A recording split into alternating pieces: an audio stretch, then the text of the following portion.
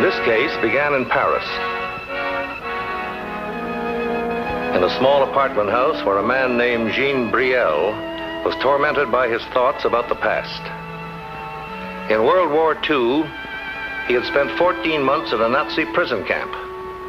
And according to the story, he had been beaten mercilessly and tortured until he had made a confession. A confession which cost 11 other prisoners their lives.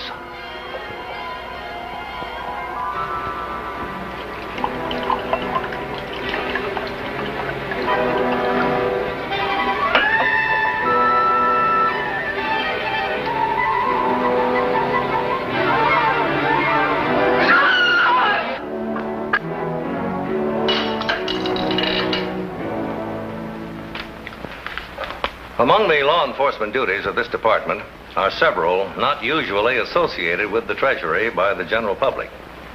One of these duties involves the Neutrality Act, passed by the United States Congress. This statute provides that no American citizen can export arms or strategic materials to foreign countries unless a license has been obtained from the Department of State. And now in my role as chief of the Division of Investigations, United States Customs, which is charged with the enforcement of that statute, I'd like to tell you the story of a man who violated it.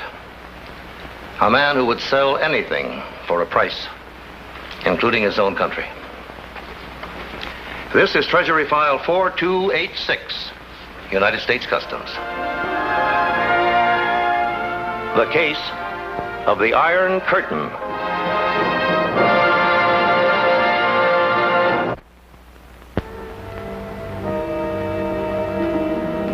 You should have let me die. If you died, would I want to live? There's no hope for me, Marie. Whatever I do, wherever I go, there is always someone who remembers. Did you see someone today? Someone from the war? Murderer, he called me. Murderer. The war is over.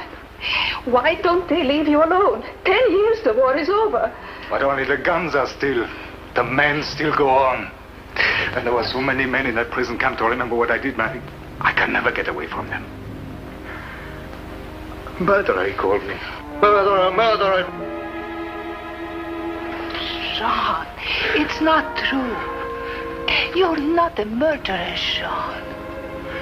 How can I know who I am? Or what I did? Oh, Marie, that prison camp was like a nightmare. Oh, Jean. Mon cher. You must forget. Forget. Forget that 11 men died because of what I did? 11 men, Marie. Riddled with bullets because they tried to escape and they never had a chance. Because I told the Nazis their plan. I informed on them. Oh, but I won't believe it. It wasn't you. It was someone else who informed. Who? I was the only one they questioned. And for 3 days they had me in that room, torturing me, hammering at me till I was out of my mind. I had to tell them. I'll never believe that you did, Jean. I'll never...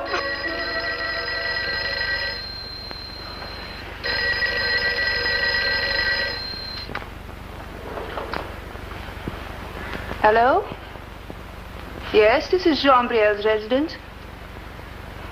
Just a moment, please. There's a man who wants to talk to you, an American who's here in Paris. Who is it? Oh, Mr. Tyler, Sidney Tyler. Tyler? Tyler, in a prison camp, there's a soldier of this name, Tyler, American. But he says he's a friend of yours. No, in a prison camp, I had no friends. You tell him I'm not here. Oh, but No, go on. Tell him. Hello, monsieur, I'm sorry. Jean Briel is not here just now. Tell him I'm very anxious to get a hold of him. It's about a business opportunity that I think will do him a great deal of good. Yes, I'll be here in my hotel room. If he doesn't call me back tonight, you tell him that I'll get in touch with him tomorrow. So, Jean, all you have to do is represent me here in Paris. Take new orders, store shipments. Once in a while, run up a little new business. See, Jean, I'm expanding. I need someone to handle my affairs here while I'm tied up with company matters in New York. No, I appreciate the opportunity you are giving to me, but But what? the camp, the prison camp, you were there when those men who tried to escape were killed. You must have heard the story about me. Jean, a prison camp can do a lot of things to a man. Can make him forget the basic rules of decency. The Nazis were good at that. You know then what I did. Could you help it if the Nazis tortured you until you broke down? Besides, that was 10 years ago. To me, it was yesterday. 10 years, Jean. That's a long time. Time enough for people to forget. I want you to work for me, Jean. I want you to be my friend. You seem optimistic about your chances, Mr. Tyler. It'll work all right. Miss Brielle is just the man I've been looking for. Weak, worried, naive. You'll never even suspect what this business is all about. Furthermore, he has an established firm here. Doesn't make much money, but it does have a reputation. Unfortunately, Mr. Tyler, the government I represent is not interested in Mr. Brielle's reputation. We are interested in only one thing: airplane parts. That takes time, Mr. Novak. You know what the law is. America is still a free country. I can buy all the aircraft parts I want, but of course I can't sell them to a country behind the Iron Curtain. First, I have to get them into France to a reputable dealer. And this man Brielle will be your dealer? If I hire him to be my Paris representative, he will be. I can get a license to ship aircraft parts to a friendly country. Once they're here, then it's up to you. But if this Brielle talks... How can he talk? To him, this will be a strictly legitimate deal. And if anything goes wrong, we can always put the blame on him. Have a cigar, mister. Oh, think of it, Marie. He's a representative in Paris. Do you realize what this will mean to us? Already he has orders. Thousands of dollars of orders. Oh, Jean, I'm so happy for you. Oh, well, it's not just the money, It's him. He trusts me. He calls me his friend. He was in that prison camp and he calls me his friend. Oh, he must be a wonderful man. Well, I'm a new person, ma chère. One day with him and I'm a different person. Oh, no, this deal we have made will bring me a new life. I will live with pride again. To all appearances, the deal which Jean Brielle had made with Tyler was an excellent one. But what Jean Brielle did not know was the fact that Tyler had tried to make the very same deal in London only 1 week before, with a British purchasing agent who turned Tyler down. And the information was subsequently passed on to the American Embassy, and through the Office of Munitions Control of the United States Department of State, a report was forwarded to the Division of Investigations of Customs. Well, you'll have time to go over all of this in detail later on, Fremont, but I can give you the general picture in a very few moments. It concerns a man named Sidney Tyler, an exporter from New York, who may be involved in a possible violation of the Neutrality Act. Munitions? Airplane parts.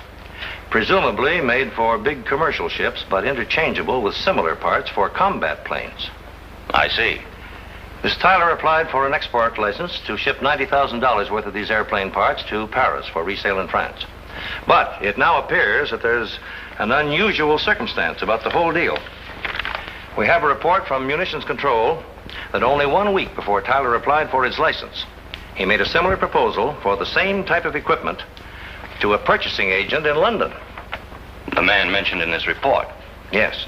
And in the meantime, Tyler's shipment of these airplane parts has already reached Paris. So I want you to find out exactly how those parts are to be resold in France and who is buying them. Yes, sir. I'll check with Tyler's New York office right away.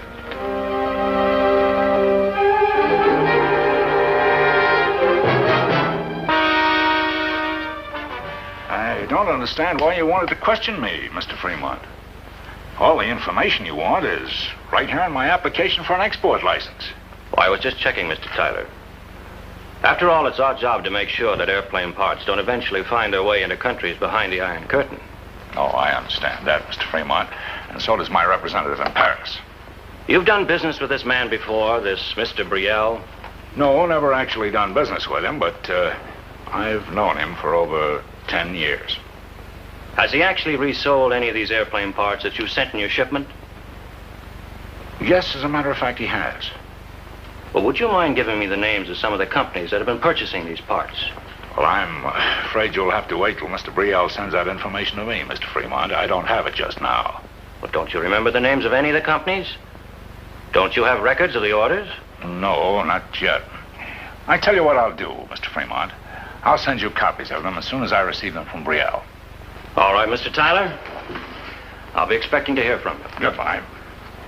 Only a few moments after Agent Fremont left Tyler's office, Tyler made arrangements for an immediate flight to France. And the next morning at 10 a.m., he arrived at the Orly Aerodrome in Paris. Within an hour, he was at the office of Jean Brielle. Oh, nothing's wrong, Jean. I just flew in to see how things were going. See how those orders for plane parts were coming along. You said on the telephone Tuesday that the Touraine Aircraft Company wanted to take the whole order. Their sales order come through yet? Oui, monsieur. I signed the sales contract on Tuesday, and they collected the entire shipment yesterday. This the sales contract? Oui, monsieur. They paid by certified check, and I deposited it to the company's account this morning. Well, I'm glad our little business arrangement is working out so well. It's been wonderful, Monsieur Tyler. You know, I have an entirely new outlook on my life, a new pride in my work. Good, good. You know, my wife says I've not been like this for years, and it's all because of you. Well, I'll always do anything I can to help you, Jean. Oh, by the way, Jean, do you happen to have a copy of your old letterhead? I'd like to take it down to the printers and have some new stationery made up. Oh, why, certainly, monsieur.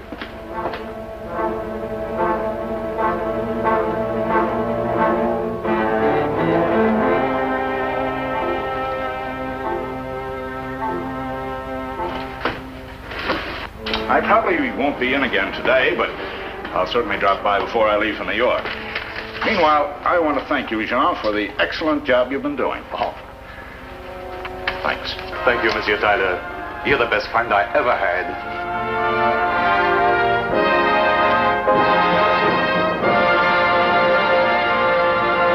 Convinced that Sidney Tyler had been withholding information from the Treasury Department regarding the shipment of airplane parts to Paris, Agent Fremont was sent to Paris, where he could investigate the eventual disposition of the parts and the representative who handled them, Jean Brielle. I checked that the shipment of airplane parts myself, Monsieur Fremont. I know that all the customs regulations were complied with. Well, we're not questioning that, Mr. Brielle. We're interested in what happened to the airplane parts after they reached you. But I just told you they were sold. To the Touraine Aircraft Company, is that right? Oui. May I have their address, please? We'd like to know exactly who's going to use them and for what purpose. Now, I have a list here of all the aircraft factories in France, but the Touraine Company doesn't happen to be among them. Perhaps your records of the sale would be of help to me. Would you mind letting me see them? Why, no, of course not. I would be glad to cooperate with you in any way, monsieur, but I can't think why the Touraine Company would not be listed in the... That's strange. What's the matter? The records, they're not in the files. No record of the order or the sales contract? I can't seem to find anything. What about the delivery receipts from your warehouse? Nothing. Nothing is here. Well, surely you must know where the company is. Whereas Paris representatives have their offices. One moment, monsieur. Oh, I know I have the card of the purchasing agent somewhere. Oh, monsieur, I hope you don't think that I would deliberately do... Well, there is the card. You see, their offices are at 39 Rue d'Aville. Thank you. Now, I'm sure they will have copies of the records which you require. But just to make sure that they will give you the information, I will come with you, huh? All right, Mr. Brielle. Suppose we go along right now. Oui, monsieur.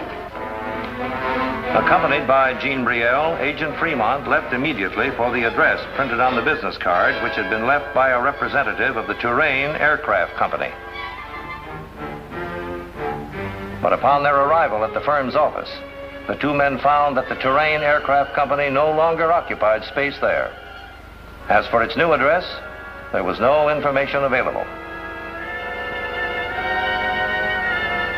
Upon proceeding to the trucking concern, which Jean Brielle claimed had picked up the shipment for delivery to the Touraine Company, Agent Fremont received information which threw suspicion on Brielle himself. For the dispatcher at the trucking concern claimed that his firm had never picked up or delivered such a shipment.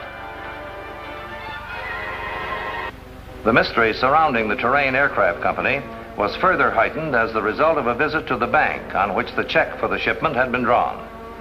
The Terrain Company did have an account here, but they drew only one check on it, the one to Brielle's firm, and then closed the account. This is not as it seems, Monsieur Fremont. I knew nothing of the Terrain Company. I simply acted in good faith. Like selling them $90,000 worth of airplane parts without knowing anything about them? Didn't it occur to you that they might be a front for some country behind the Iron Curtain? No, I would not sell to an enemy country. I would not sell out my own country. You think I'm a traitor? I don't think anything, Monsieur Brielle. I just want to know what happened to those parts. But I've done nothing wrong. I had nothing whatever to do with it. I relied on Brielle completely for the contacts, the negotiations, and the eventual delivery. And you think it was working directly with a foreign agent to obtain these airplane parts for some country behind the Iron Curtain? Well, I wouldn't want to accuse him of anything like that. But now that I think of it, he could have planned this whole thing from the very beginning. How do you mean? Well, perhaps I shouldn't say it because I like Brielle, and I'd hate to see him get in any kind of a jam. But on the other hand, if he's selling out to the Reds, perhaps there's one thing that you ought to know about him. According to the story I heard during the war, he squealed on his fellow prisoners in a German prison camp, told the guards that they were planning to escape. And what happened? 11 men were killed. All right, Mr. Tyler. I won't take up any more of your time. Not at all. I appreciate your cooperation. Yes. Calling from Paris. Yes, put him on, please. Hello, Fremont. Well, how's it going? I see. And the Terrain Company was just a dummy setup to get hold of those airplane parts. Yes, sir. I've requested assistance from the French police, and they've already started an investigation of Brielle. But oddly enough, my feeling is he may be telling the truth. Yes, sir, I know everything seems to be stacked against him, but I think that's why he's being used as a dupe. By Tyler or a foreign agent. All right, keep working with the French police, Fremont. And if Tyler seems to you to be the one who's behind all this, put him under surveillance. It's just possible he may contact the man he's really working with.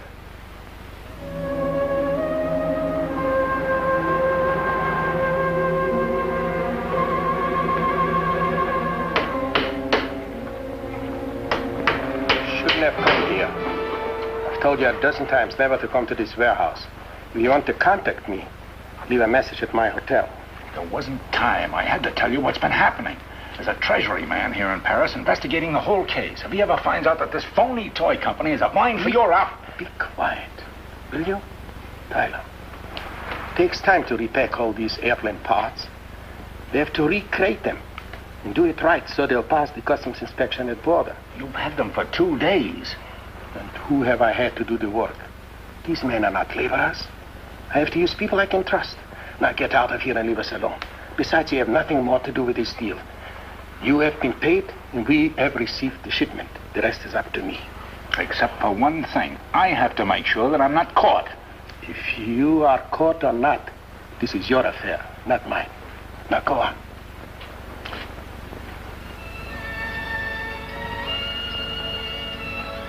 The surveillance of Sidney Tyler led Agent Fremont to the first important clue in the solution of this difficult and complex case.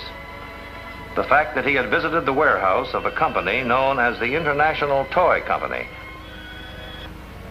was immediately reported to the French police, which had long suspected this organization of being a front for a group of international operatives. Although there was not sufficient evidence to obtain a search warrant at this time, both the warehouse and the company offices were placed under surveillance. It's like a nightmare, Marie. The whole thing is like a nightmare. This American agent thinks I've been selling these airplane parts to the communists. He thinks I'm a traitor. But there was such a company, Jean. There was a Terrain Aircraft Company. No, it existed for only one purpose, to obtain those parts. It was all a plot just to get those parts. And they will believe that I was in on it, that I deliberately sold to a fake firm. Jean, you did nothing wrong. They cannot blame you for it. Blame? Blame? No. It will be like that prison camp again. They will say I'm a traitor. A man not fit to live. Jean, I'll die when I hear you talk like this. Don't say another word. Well, what will I do, Marie? They won't believe the truth. The order for those parts came directly to me. Even Monsieur Tyler doesn't know of the Touraine Company. But Monsieur Tyler knows you, Jean. He will help you. He's the only one who can help. No, you've got to help me, Monsieur Tyler. You've got to tell him it wasn't my fault. Wasn't it? You know, I've had you all wrong, Brielle. When I appointed you my Paris representative, I made a big mistake. But it wasn't my fault.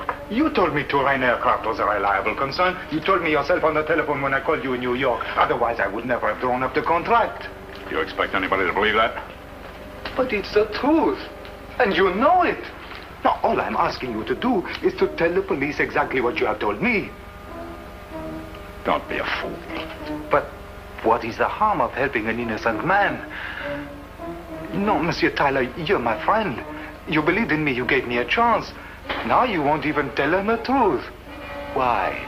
Because you're no good, Brielle. First you squealed to the Nazis, and now you've sold out to the Reds.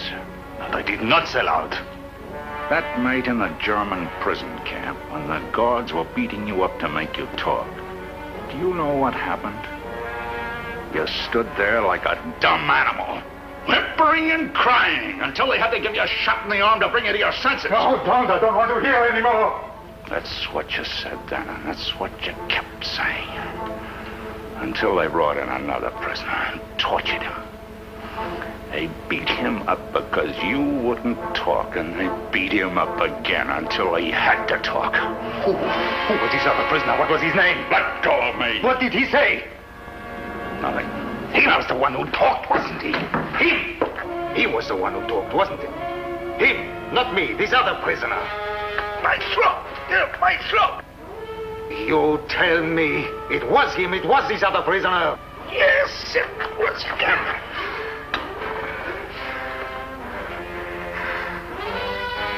It was you.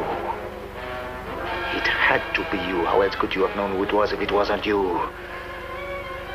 You killed those men. And all these years I've lived in pain because of what you have done. All these years I've suffered the shame of your life, your cowardice. I'll prove it. I'll prove it to the whole world. I'll prove that I'm not guilty of this crime either.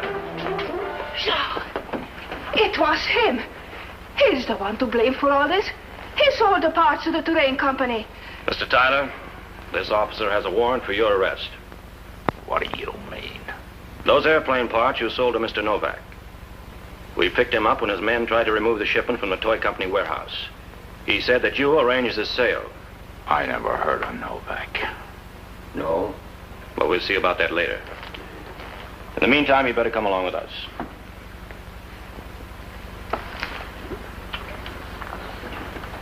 You better come along too, Mr. Brielle. We'll need you for questioning. Oui, monsieur, of course. Oh, Marie, what I have to tell you. What I have to tell you.